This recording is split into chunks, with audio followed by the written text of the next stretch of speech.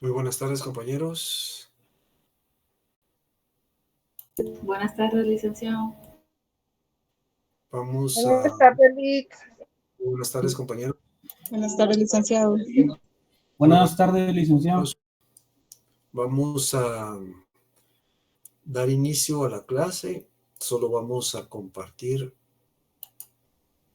una presentación, compañeros.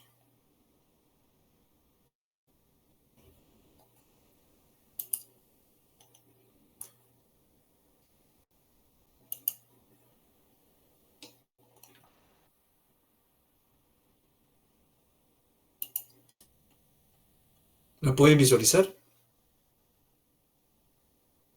Sí, licenciado. Muchas gracias. Muy bien, compañeros. Muy buenas tardes. Buenas tardes, Lick. El día de Buenas hoy tardes. vamos a dar inicio a lo que es el curso de Derecho Civil 3.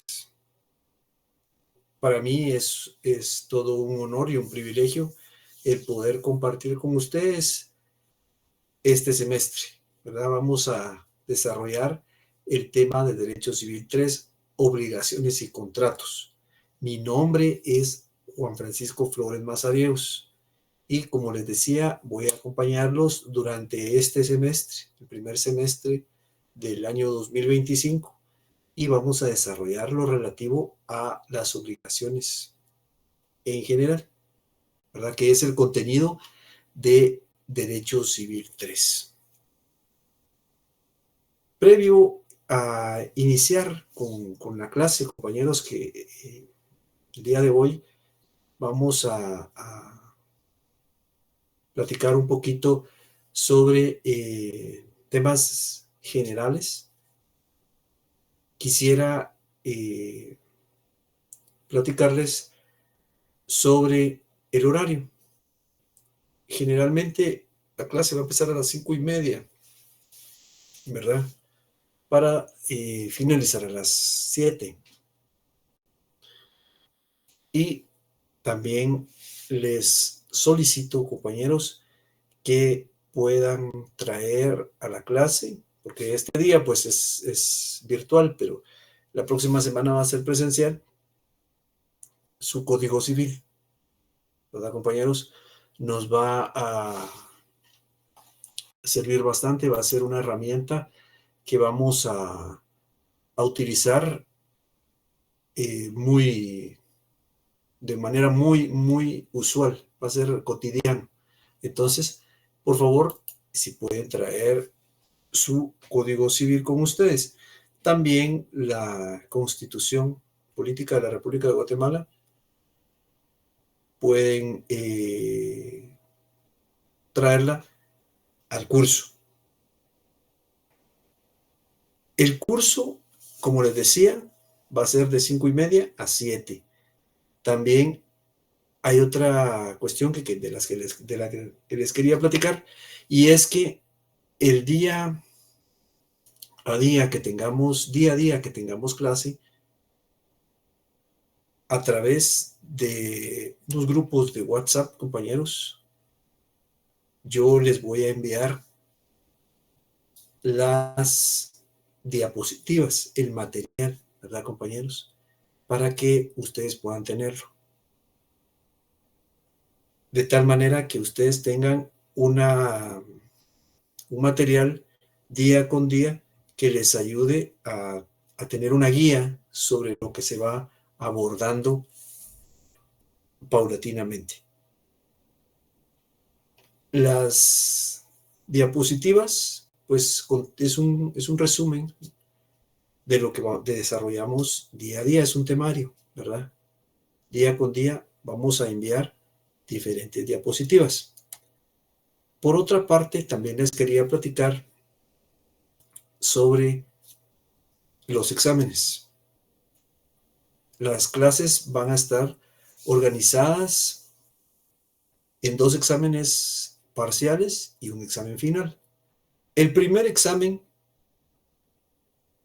tiene un valor de 30 puntos. El segundo examen parcial tiene un valor de 40, es decir, van a tener zonas de 70, y el examen final con un valor de 30. Previo a cada examen, compañeros, yo les voy a entregar un laboratorio que contendrá cierta cantidad de preguntas que veamos en el espacio que corresponde a cada examen. Entonces va a haber un laboratorio para el primer parcial, para el segundo parcial y para el final. Entonces, para que ustedes puedan realizar un mejor estudio. Entonces, de esa manera lo pueden contestar y en determinado momento realizar un estudio más integral, ¿verdad? Y efectivo en relación a cada uno de los exámenes. También se va a subir a los no sé si llamarlo grupos, sino al sector de Classroom o al apartado de Classroom, que todavía no tenemos, pero en breve ya estará con nosotros ese apartado. Y ahí, compañeros, voy a ir subiendo semana a semana la clase que desarrollemos virtualmente. O sea, las clases virtuales se van a subir ahí, van a permanecer durante una semana para que ustedes puedan escucharla o solventar alguna inquietud que tengan, ¿verdad? Aparte de que aquí en la clase, pues, pueden formular las preguntas correspondientes, ¿verdad, compañeros? Siempre que tengan que ver con el tema. Yo les agradecería que las preguntas, por favor, fueran al final de la clase, para que podamos desarrollar el tema de una manera más concreta, ¿verdad, compañeros? Por otra parte, también les quería comentar, compañeros, ya sea que alguno de ustedes considere en apoyarse con algún libro.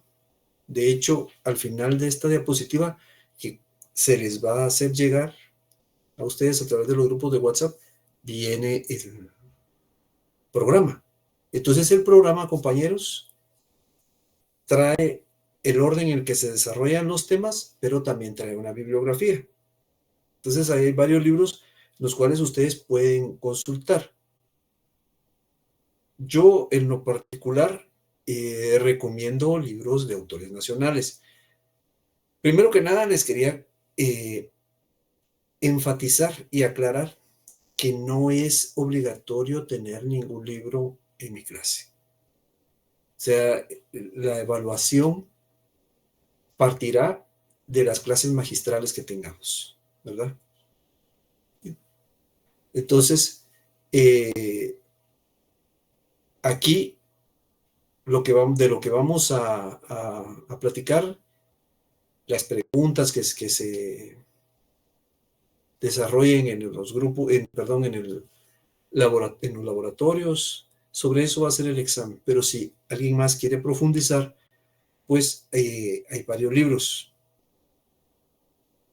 Yo recomiendo los libros de autores nacionales, porque hacen referencia a la legislación guatemalteca, ¿verdad?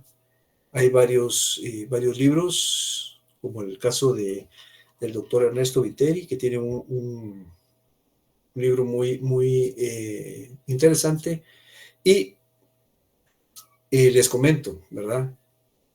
También está el libro de Mi Señor Padre, ¿verdad?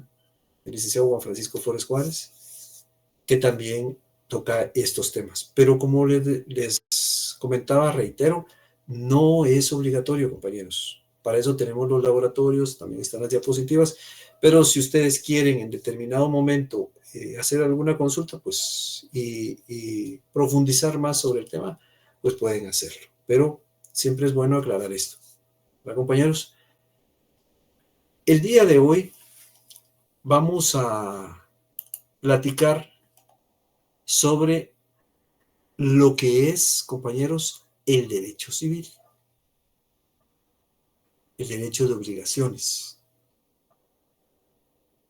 Fíjense que ustedes a esta altura de la carrera ya están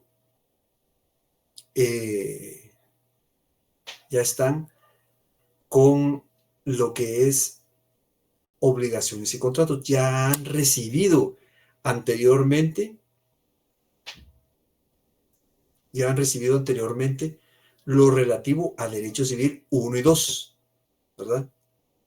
Donde se abordaba lo que era la persona, los derechos reales, sucesiones. Entonces ya ustedes tienen un conocimiento sobre cierta parte del derecho civil, ¿verdad? Los derechos reales, ese derecho o ese poder inmediato y directo que tiene una persona sobre una cosa. Yo voy a vender esta cosa porque es de mi propiedad. El derecho de propiedad es un derecho real. Voy a constituir un usufructo sobre el mismo. Eso es un derecho real, ¿verdad? Entonces es un derecho que existe, compañeros, que es inmediato y directo cuando una persona puede hacerlo valer sobre una cosa.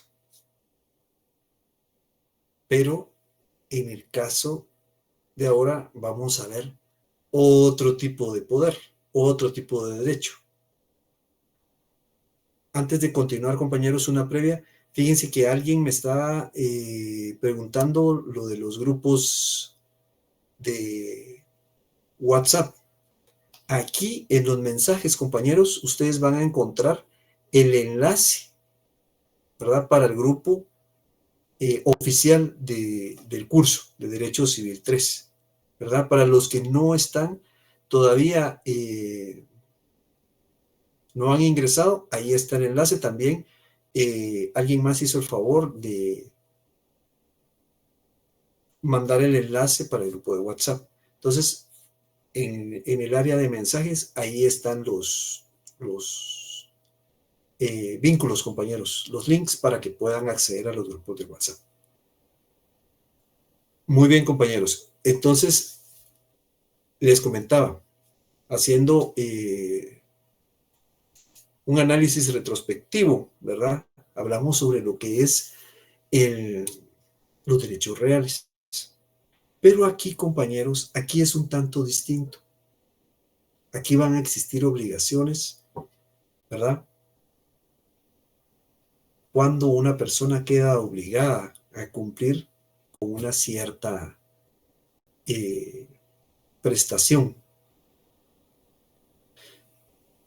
Ese poder inmediato y directo que se ejerce sobre las cosas es un derecho real, pero en este caso es un derecho inmediato y directo, pero no sobre las cosas, sino es sobre la actitud de las personas, ¿verdad? ¿Cómo así sobre la actitud de las personas? Me dirán ustedes. Bueno, es la situación en la cual podemos exigir el cumplimiento de una prestación. Es decir, la actitud de dar o no dar, de hacer o no hacer. Y eso, compañeros, es una obligación. Les pongo un ejemplo para que esto esté un poquito más claro.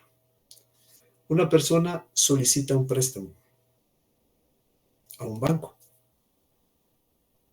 500 quetzales, y el banco le otorga los 500 quetzales. Entonces el banco puede solicitar a la persona que le pague los 500 quetzales. Es decir, tiene un poder inmediato y directo sobre otra persona. El banco, como sociedad, como persona jurídica, puede exigirle a otra persona que le pague los 500 quetzales. Es decir, le puede exigir el cumplimiento de una prestación, una determinada actitud. Le puede decir, págueme los 500 quetzales. Y eso, compañeros, eso es una actitud de dar, ¿verdad? Tengo que entregar cierto dinero. O le puede decir, mire, no me pague hasta cierta fecha. Aunque usted tenga el dinero, no me lo pague en ese momento, me lo va a tener que pagar en tal fecha. Una actitud de no dar, ¿verdad? Entonces, vemos la diferencia que existe, ¿verdad, compañeros? Los derechos reales era el poder inmediato y directo sobre una persona, sobre una cosa, de una persona sobre una cosa.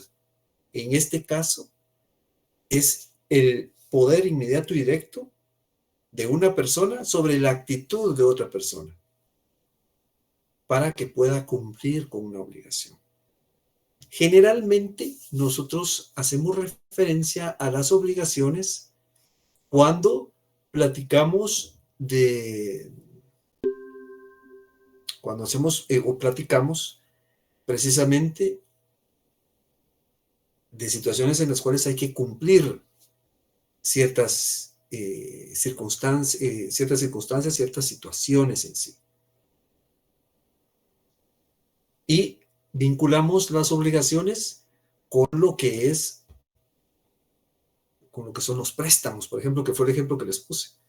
Pero déjenme decirles, compañeros, que las obligaciones son muy cotidianas y se encuentran en la mayoría de cuestiones en las cuales el hombre realiza su actividad, ¿verdad? En la cotidianidad surgen las obligaciones. Entonces ya veremos poco a poco, paulatinamente, cómo surgen las obligaciones, compañeros, ¿verdad? Vamos a ver lo que son las obligaciones, vamos a abordar lo que son las fuentes de las obligaciones, compañeros, el cumplimiento de las obligaciones, la extinción de las obligaciones. Ya verán ustedes poco a poco cómo es que de verdad están integradas dentro de la cotidianidad, ¿verdad? Cómo se van desarrollando. Aquí en esta diapositiva, compañeros, yo les traslado, ¿verdad?, qué se entiende por derecho real y también por lo que es una obligación. Eso está en la segunda, realmente es el tercer párrafo, ¿verdad? Las obligaciones, compañeros, es un tema antiquísimo y muchas de las figuras que vamos a ver tienen, valga la redundancia, que ver con lo que son o con lo que es el derecho romano. Recordemos que el derecho romano, compañeros, es producto del ejercicio de una potencia, de un país que en su momento era un imperio y que tuvo una profunda influencia militar, cultural y jurídica, ¿verdad? Muchas de las figuras que ellos utilizaron las seguimos utilizando hasta nuestros días, algunas con muy pocas variantes y otras son casi idénticas. O sea, fueron formuladas de una manera muy correcta, ¿verdad?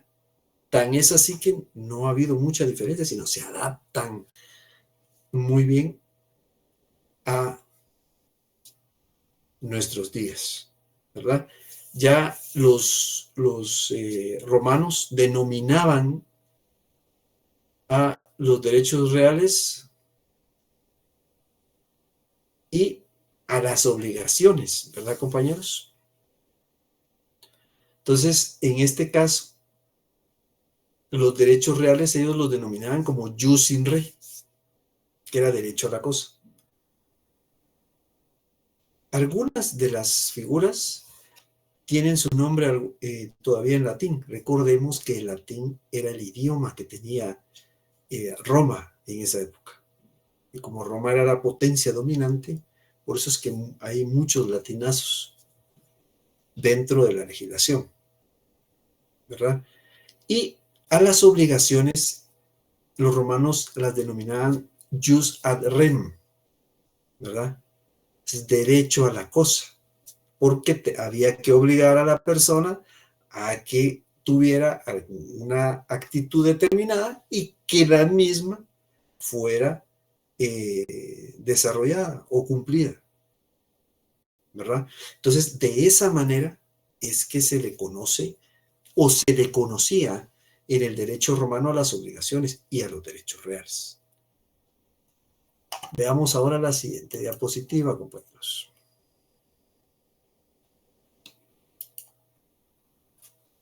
Las denominaciones que recibe nuestro curso. Primero que nada tenemos la nominación o denominación derecho de obligaciones, ¿verdad? Entonces, el derecho de obligaciones es una rama jurídica, ¿verdad?, que estudia este tema, las obligaciones, ¿verdad? Cómo se originan, las clases de obligaciones que hay, qué efectos pueden tener, cómo se cumplen, cómo deben de extinguirse. Pero para varios autores, compañeros, para muchos autores, no es apropiado denominarlo como derecho de obligaciones, ¿verdad? ¿Pero por qué? Fíjense que dentro de las obligaciones, compañeros, aparecen básicamente dos sujetos. El acreedor, que es el que exige el cumplimiento de la obligación, y el deudor, que es quien debe de cumplir con la obligación, y es a quien el acreedor le exige. Entonces, para varios autores, el derecho de obligaciones, compañeros, no es más que una referencia al deudor, ¿verdad? Obligaciones, porque está obligado a cumplir. Entonces, por eso para diversos autores no es conveniente denominarlo como derecho de autor, perdón, como derecho de obligaciones, perdón. Luego tenemos el derecho de crédito. Esa es otra denominación que tiene este curso, ¿verdad? Derecho de crédito. Entonces, aquí, compañeros, también vemos cómo existe una obligación y en determinado momento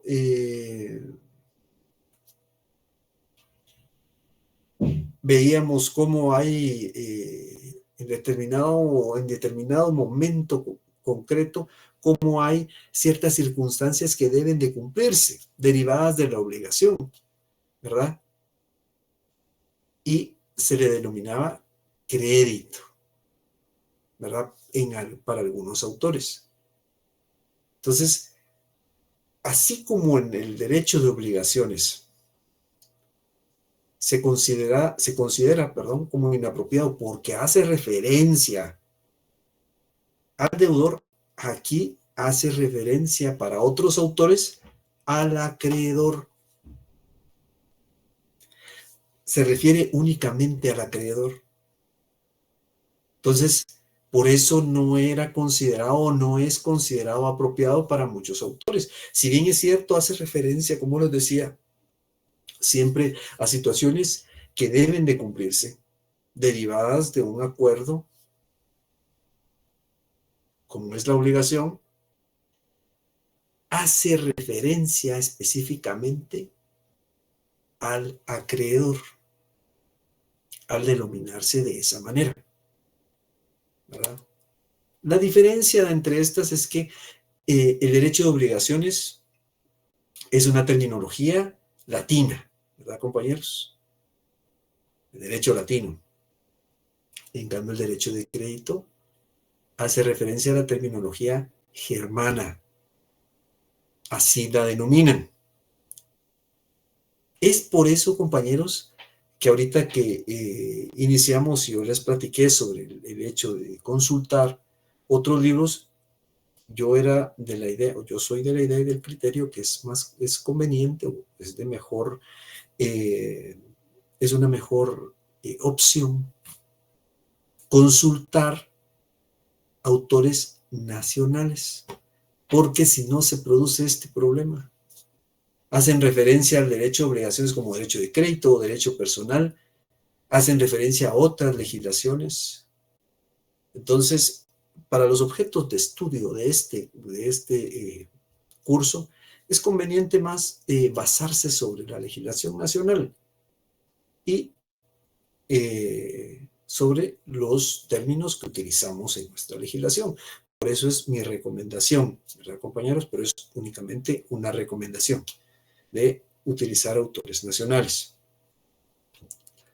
Luego, al derecho de obligaciones también se le conoce como derecho personal, compañeros.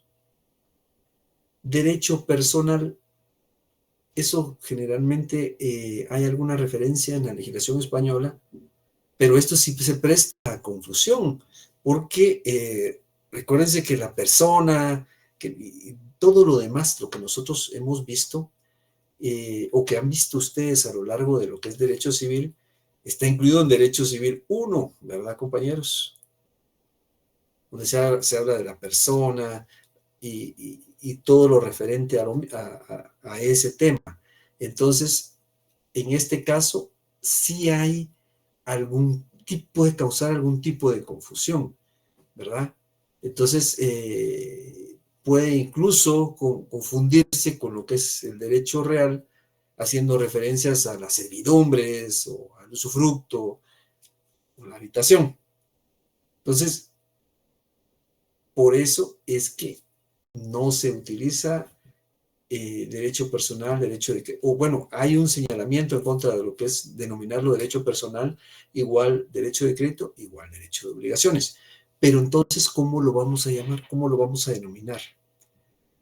Fíjense que toda este análisis, esta situación en la que abordamos, pues es conveniente hacer referencia a lo que varios autores señalan en contra de las nominaciones o denominaciones que tenga el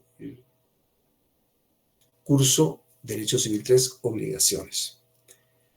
Pero para nosotros, compañeros, el tema, el nombre que vamos a utilizar dentro de la clase es derecho de obligaciones. ¿Y por qué, compañeros? Porque de esa manera está denominado en nuestra legislación, ¿verdad? En nuestra ley. Por eso, reitero, compañeros, lo de utilizar autores extranjeros.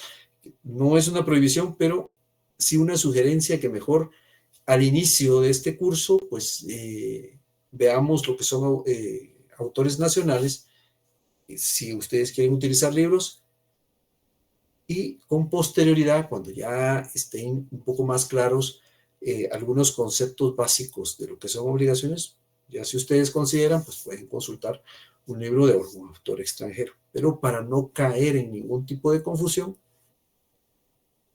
por eso era que yo recomendaba a los autores nacionales. Y de todas estas denominaciones que hay, derecho de obligación, derecho de crédito, derecho personal, la que vamos a utilizar es derecho de obligaciones, compañeros, porque así está contemplada dentro de nuestro Código Civil. Veamos la siguiente diapositiva, compañeros.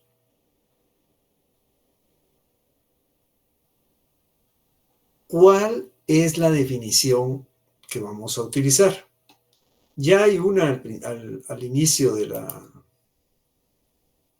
de esta clase, dentro de los antecedentes, ¿verdad? Cuando hicimos referencia a que era un derecho inmediato y directo, un poder inmediato y directo, cuando una persona ejerce sobre la actitud de otra persona, ¿verdad?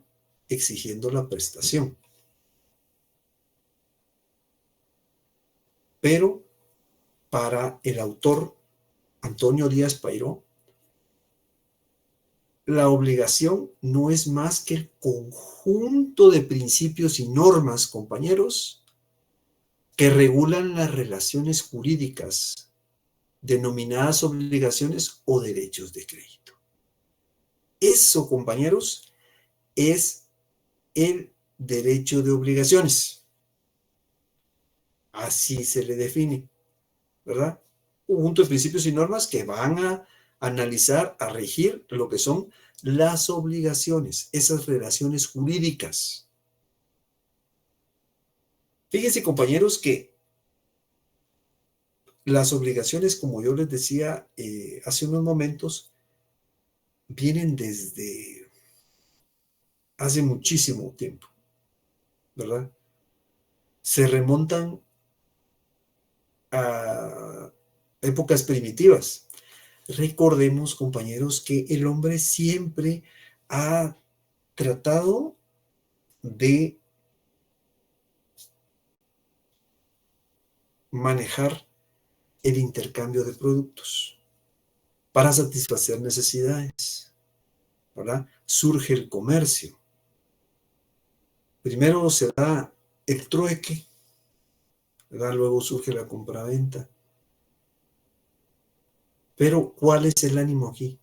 De intercambiar productos y servicios de los cuales algunas personas carecían, compañeros. Carecían de productos y servicios determinados. Entonces buscaban satisfactores, ¿verdad? Esto llevó a que existieran obligaciones, es decir, un compromiso de una persona con otra para poder cumplir con ya sea con el pago de algo o con la entrega de algún tipo de objeto. Como les decía, esto, compañeros, viene desde casi del inicio de la humanidad, ¿verdad? Y en un inicio, compañeros, en la época prehistórica o primigenia, el derecho de obligaciones era total y absolutamente personalista. ¿Qué quiere decir esto? Quiere decir que el deudor respondía con su físico, compañeros, ¿verdad? Ante el acreedor. O sea, si el deudor no cumplía, el acreedor podía torturarlo, ¿verdad? Podía disponer de él, va a volverlo su esclavo, golpearlo, ¿verdad? Si no se cumplía con el pago. Y eso, compañeros, fue durante la época prehistórica, cuando esto se iniciaba propiamente. Luego aparece el cristianismo. El cristianismo, compañeros, es una época en la cual surge la religión que conocemos como cristianismo. Una religión que está basada en el amor, compañeros, ¿verdad? De tratar al prójimo como a sí mismo. Entonces, el poder de influencia de la religión cristiana empezó a aumentar. Tan es así que en determinado momento influyó en la legislación, compañeros. Y ya el derecho de obligaciones no fue más personalista. Es decir, el acreedor ya no podía disponer sobre el físico del deudor, sino lo que tenía que hacer era disponer sobre sus bienes, ya no sobre la persona como tal, sino sobre los bienes de la misma. Es decir, iba a disponer sobre su patrimonio. Y esto es algo, compañeros, que a la fecha todavía es así. Aquí hay una deuda, mire, pues dispongamos sobre el patrimonio del deudor. Yo solicité un préstamo, sí, pues, ¿y cómo lo voy a garantizar? Con su casa. Que tenga una deuda de tarjetas de crédito, lo que le van a hacer es que le van a embargar sus bienes. Entonces, esto viene desde la época del cristianismo. Surge el patrimonio, compañeros, ¿verdad? Surge el patrimonio y el patrimonio viene a desplazar lo personalista que era el derecho de obligaciones. Ya no más había que disponer sobre el físico. Ahora, compañeros, después del cristianismo, surge una época que es conocida como la Edad Media. La Edad Media tiene una duración aproximadamente de 10 siglos, de 1000 años. Y para algunos autores finalizó con el descubrimiento de América, en el año 1492. Entonces, durante este lapso, que para algunos es conocido como el oscurantismo, existe o surgen, más bien dicho, dos figuras, si son dos figuras en relación a lo que estamos hablando, que se denominan glosadores y postglosadores. Los glosadores surgen en el siglo XII, compañeros, y los posglosadores 200 años después, en el siglo XIV. ¿Cuál era la labor de ellos? Si ustedes se dan cuenta, compañeros, a la fecha nosotros tenemos una profunda influencia del derecho romano. ¿Verdad? Como les decía hace un momento, hay figuras que no tuvieron ningún tipo de cambio o un cambio mínimo. Y eso hace casi 2000 años. O más de 2000 años. Entonces, compañeros, gran parte de esto se debe a los glosadores y los posglosadores. Existían libros, compañeros, pero el acceso a ellos era limitado y era considerado hasta como un sacrilegio, ¿verdad? Pero en los monasterios en la Edad Media, ¿verdad? En la escuela de Bolonia surgen los que se denominan glosadores, que eran monjes, ¿verdad? Que lo que hacían era que estudiaban las figuras o la legislación romana, porque sí tenían acceso a esos libros y hacían apuntes y señalamientos.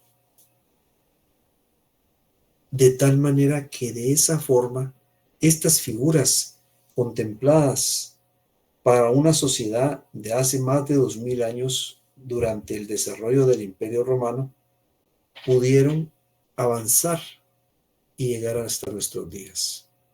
Gracias a los glosadores y posteriormente a los postglosadores, que era más o menos lo mismo, solo que en un tiempo posterior, ¿verdad? 200 años después, en el siglo XIV. Entonces ellos lo que hacían era que estudiaban los libros, los analizaban y hacían escritos. Y de tal manera que pudo en determinado momento trasladarse esas figuras hasta nuestros días, ¿verdad? Entonces, esto fue invadiendo toda Europa. Entonces, por ejemplo,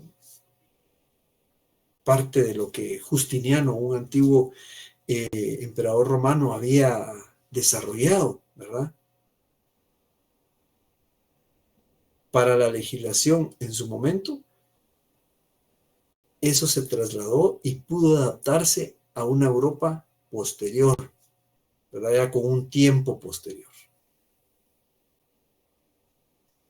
Luego tenemos, compañeros, el derecho canónico. El derecho canónico aquí, compañeros, en la iglesia, ya derivado de un proceso que evolucionó desde que apareció el cristianismo, la iglesia como entidad organizada cobra mucho poder, compañeros, ¿verdad? Entonces, de esa manera, ellos empiezan a influir sobre la legislación y a tutelar el Estado, ¿verdad? Entonces, compañeros, aquí surge otra figura muy especial. Surge el consensualismo, es decir, que las personas se pongan de acuerdo y le dan mucho valor al hecho de que una persona otorgue su palabra, ¿verdad? Básicamente es aquí cuando el hecho de que dos personas se pusieran de acuerdo y hubiera un acuerdo de voluntades era básico para que surgieran las obligaciones, ¿verdad? Surgen las obligaciones del acuerdo de voluntades. Ya veremos más adelante, compañeros, cómo hay fuentes de las obligaciones. Y dentro de las principales fuentes de las obligaciones tenemos al contrato, ¿verdad? Ya lo vamos a ver más adelante. El contrato es un acuerdo de voluntades de dos o más personas para crear, modificar o extinguir una obligación. Entonces ya desde aquí vemos cómo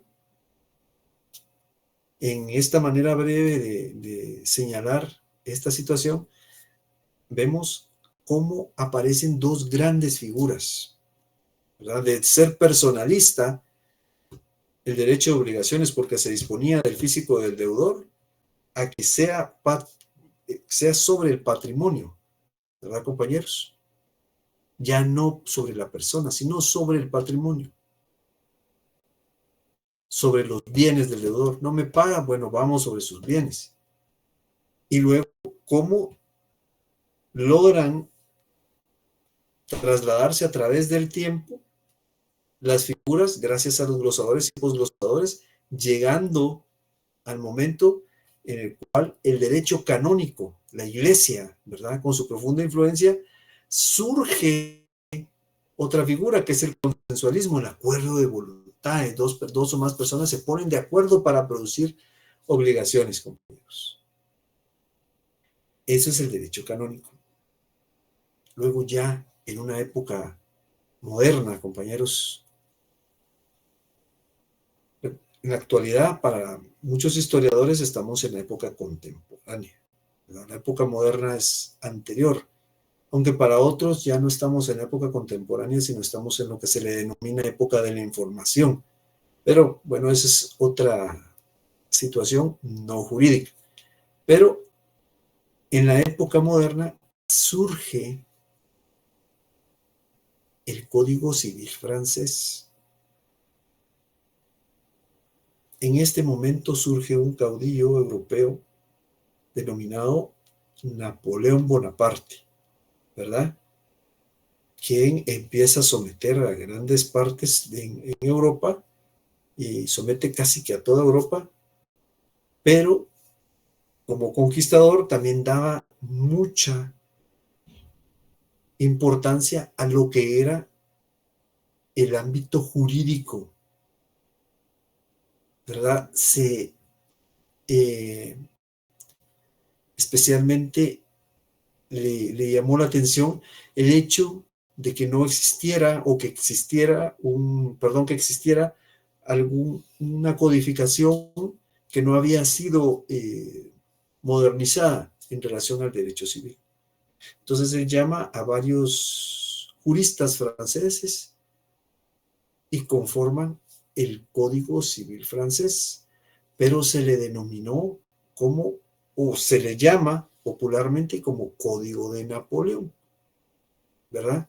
Entonces, esto lo que produjo fue una obra bastante buena, ¿verdad? Una obra muy, muy especial, refiriéndome al Código Civil francés, con la participación de varios juristas franceses como Jean Domat o Joseph Potier, que ellos vinieron y elaboraron el código, ¿verdad? Y esto, compañeros, lo que produjo fue una profunda influencia dentro de los códigos civiles de América Latina, incluyendo nosotros. Y lo interesante es que dentro del Código de Napoleón ya se incluía un apartado referente a las obligaciones. Y esto, como les acabo de comentar, influyó tremendamente en lo que eran los países, o en lo que son los países latinoamericanos en sus legislaciones. Veamos la siguiente diapositiva, compañeros. Ahora nuestro código. Fíjense que lo que pasa es que han existido en determinado momento influencias sobre nuestra legislación, ¿verdad?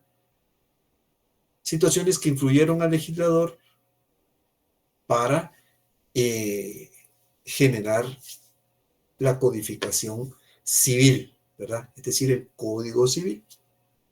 Entonces, aquí hubieron dos posiciones que en determinado momento influyeron en la existencia de nuestro Código Civil y específicamente a lo que nos compete, el derecho de obligaciones.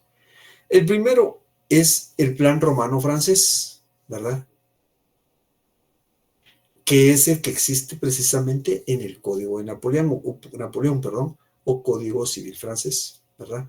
Ya el Código Civil francés, como les decía, contemplaba lo que eran las obligaciones, ¿verdad? Tenía un título que hacía referencia a cuestiones generales. Luego tenía 3 libros, ¿verdad? El primero se dedicaba a las personas, a los bienes y modificaciones de propiedad, es decir, a los derechos reales. Y el tercero que se refiere a los modos en los que se adquiere la propiedad, ¿verdad? Y ahí, en los modos en los que se adquiere la propiedad, ahí se contemplaba lo relativo al derecho de obligaciones. Luego estaba el sistema alemán o Plan Savigny, ¿verdad? Esta influencia era sobre los códigos alemán e italiano.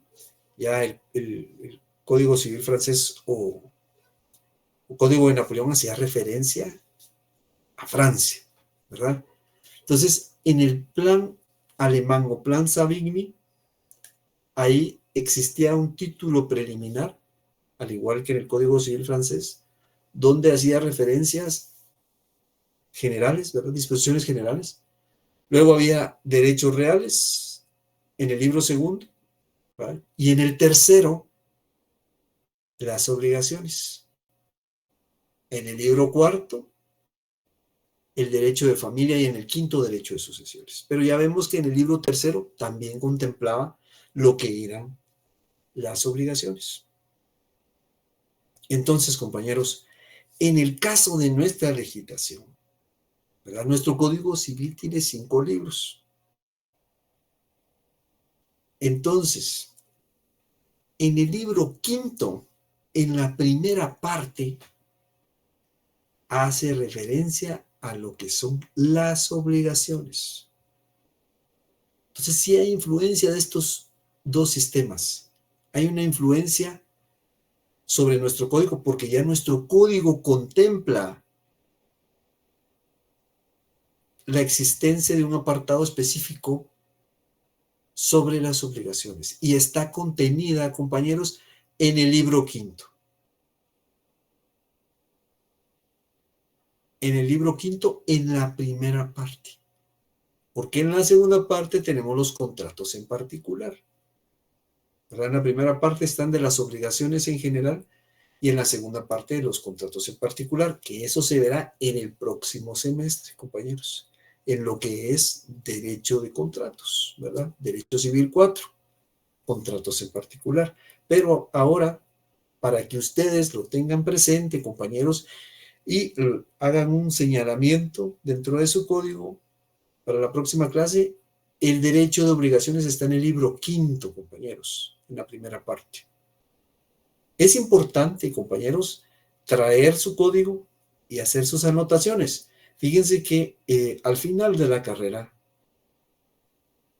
hay un examen denominado, creo que ustedes ya lo han de saber, el examen técnico profesional, conocido popularmente como privado, examen privado, ¿verdad? Entonces, ¿qué es lo que pasa aquí? Que los examinan sobre dos grandes ramas, la rama privada y la rama pública, la primera y la segunda fase. Pero algo que se examina, compañeros, es el manejo de código. Por eso les comento, hagan sus anotaciones en el código, porque les va a servir para más adelante, ¿verdad? Y por último, compañeros, solo les quería comentar que aquí en esta diapositiva, aquí nos permitimos incluirles el programa de estudios, ¿verdad? Para que ustedes lo puedan ver a través de en la diapositiva. Claro, también lo pueden bajar del sitio de la facultad, pero nosotros les hacemos llegar estas diapositivas y aquí ya viene el programa para que ustedes lo puedan apreciar, compañeros. Entonces, no sé si ustedes tienen alguna duda, compañeros, alguna inquietud, alguna observación.